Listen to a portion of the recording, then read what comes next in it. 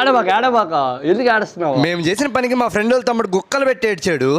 అసలు మ్యాటర్ ఏంటంటే మా ఫ్రెండ్ వాళ్ళ తమ్ముడు ఉంటాడు, వాడు బుడ్డ పెత్తరోడు. వాడు ఆడుకోవడానికి ఇంట్లో నుంచి మధ్యాహ్నం పోయి రాత్రి 10 గంటలకు వస్తాడు. వాడికి తగ్గట్టే బుడంకాయ గ్యాంగ్ ఒకటి ఉంటది. ఆ గ్యాంగ్ వేసుకొని సైకిల్ వేసుకొని ఊరంతా తిరుగుతాడు. అందుకే ఇప్పుడు ఏం చేస్తున్నాం అంటే వాడు సైకిల్ అయితే దాచి పెట్టేసి వాడిని అయితే భయపెడుతున్నాం. మేము సైకిల్ దాచి పెడుతున్నట్టు వాళ్ళ అమ్మకు కూడా తెలుసు. సైకిల్ తీసుకోపోయి వాళ్ళ ఇంటి వెనకాలంలో చెట్ల మధ్యలో అయితే దాచి పెట్టేశాం. నేను వాళ్ళ అమ్మకి ముందే చెప్పాను, ఆంటీ నేను లోపల పోయి వాడితో మాట్లాడుతా ఉంటే మీరు వచ్చి సైకిల్ ఏది అని చెప్పి అడగండి వాడిని అని చెప్పి. ఆంటీని అరిచినట్టు నట్టియండి ఆంటీ అంటే ఆంటీ జీవిచ్చేసింది.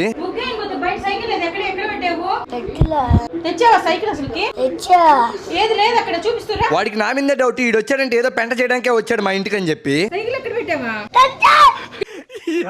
ఏం ఫీల్ ఉండదు మామయ్య. సైకిల్ కనపడకపోవాలి నా చేతులు ఇడికి బచ్చే నాకు అర్థం కాలేదు సార్. వాళ్ళ అమ్మ వాళ్ళన్న ఇద్దరు కలిసి అరిచేసరికి వాడైతే గుక్కలు పెట్టి ఏడ్చేసాడు. చికెన్ షాప్ పోయి చికెన్ తెచ్చుకుంటే చికెన్ షాప్ అయిన లెగ్ పీస్ లేదని చెప్పి పోలీస్ స్టేషన్ పోయి కంప్లైంట్ ఇస్తా అన్నాడంట. ఇప్పుడు సైకిల్ పోయింది కదా పోలీసు వాళ్ళకి కంప్లైంట్ అంటే ఎలా ఇచ్చాడు.